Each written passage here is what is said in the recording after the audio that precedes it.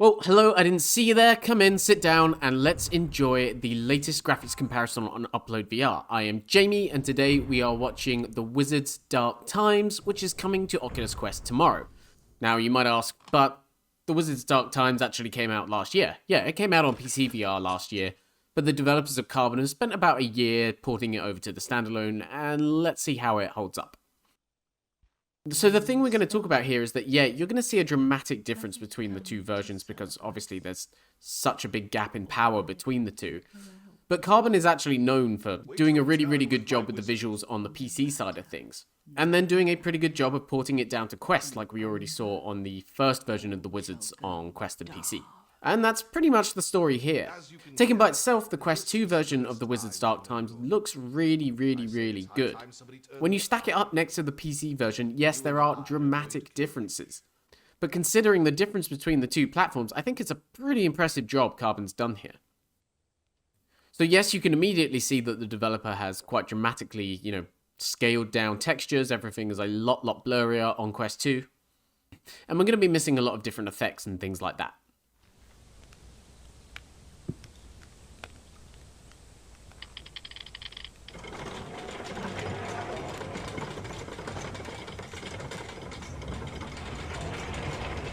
So we're kind of moving out into the first opening vista of the game here now, and this is one of those big moments for Carbon where they really want to show off their graphical prowess. And it really is quite striking watching the difference between the two versions. The geometry is all there, but in terms of lighting, textures, even some of the shadows that you can see on the PC VR version aren't really there on Quest 2. And there's even some missing mountains off in the distance. And that's kind of the theme you're going to be seeing as we move through this. In terms of geometry and everything like that, everything is still there, like I said earlier. It's just Carbon's gone over and optimized wherever it can to get it running on the standalone headset.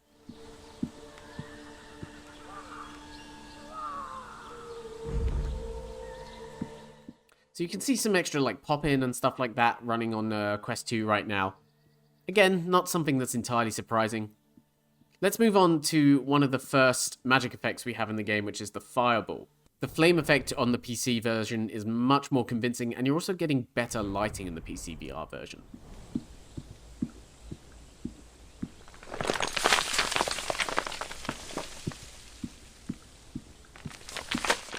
And that extends to things like burning these branches as well, which has much more realistic color to it on PC VR.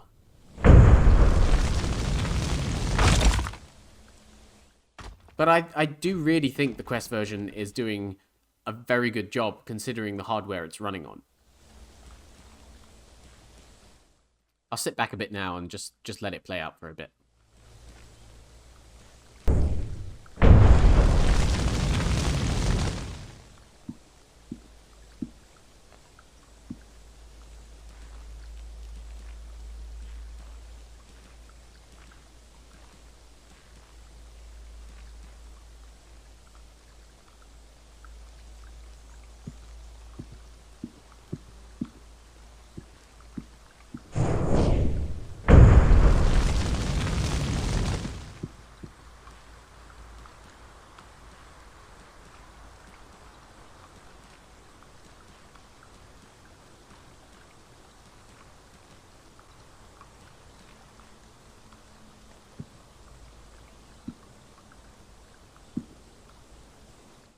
Okay, so now we're moving on to our next power, which is the kind of magical shield, very Captain America type thing, mixed with Doctor Strange.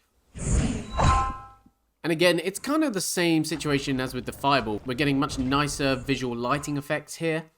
You can see there's kind of a bit more grainy detail to the shield on PC. And then as we move into this next area here, you can also see some extra lighting effects on this tree. I guess you'd call them particle effects. Maybe you don't call them particle effects. They look like particles and they're effects, so I'm going to call them particle effects.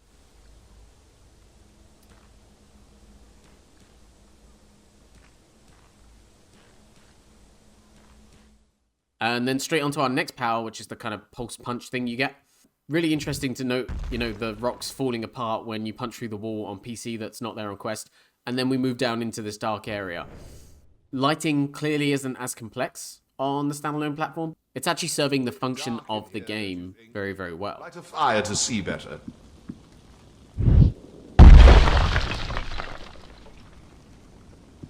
My, something still works here. Let's see.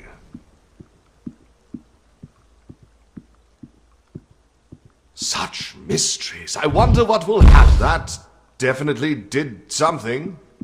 Try the other two.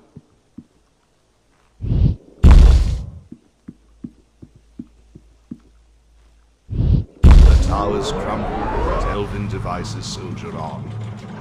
There's something melancholy about it, don't you think?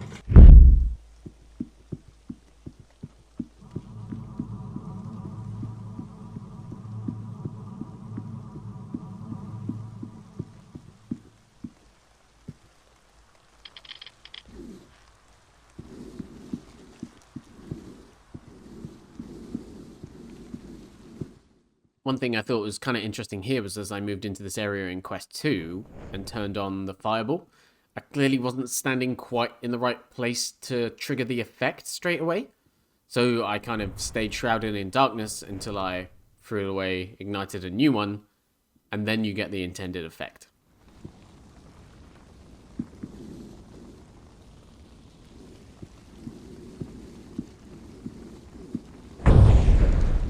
The chandelier overhead looks heavy.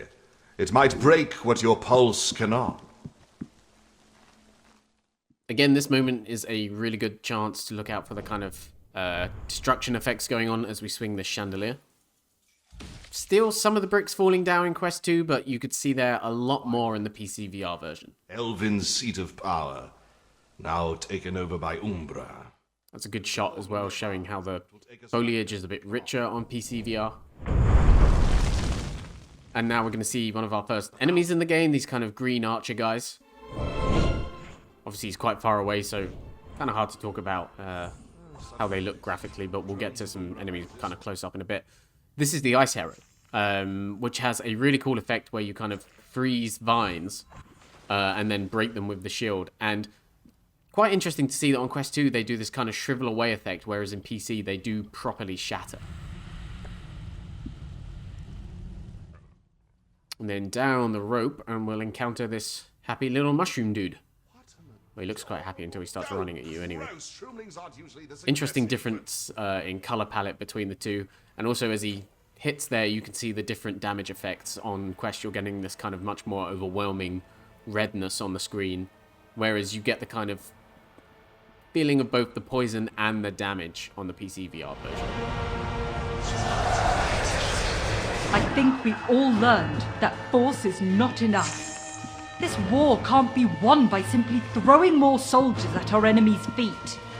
Warriors, mages, assassins... Alright, we're going to head into a little more combat here now. The elf that caused all this before she became one with Umbra.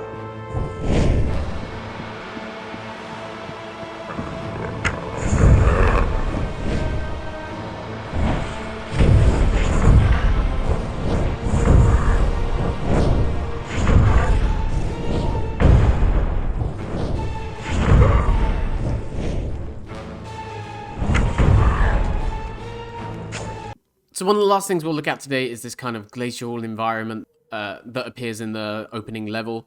Again, one of the more dramatic differences in the game. You get kind of much more subtle, shiny lighting effects on the icicles. And the snowy effect on the mountains in the Quest version is much, much more pronounced. You don't get that kind of gentle transition between the areas where there is snow and isn't.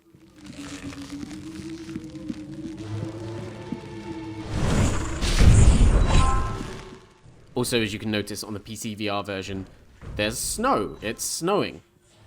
That's not there in the Quest 2 version.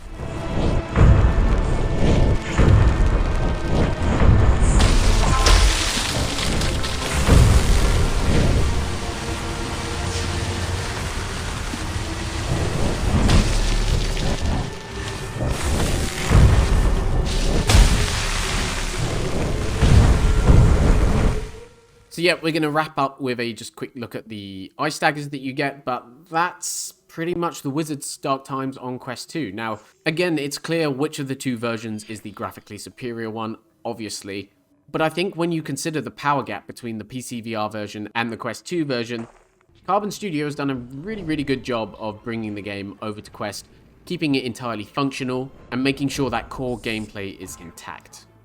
So that's The Wizard's Dark Times on Oculus Quest 2. It's out tomorrow on the Oculus Store. It's already out on PC VR via Steam or the Oculus Store. Thanks so much for watching the video. Let us know if you liked it, comment, subscribe, and we'll see you soon for yet more VR comparisons.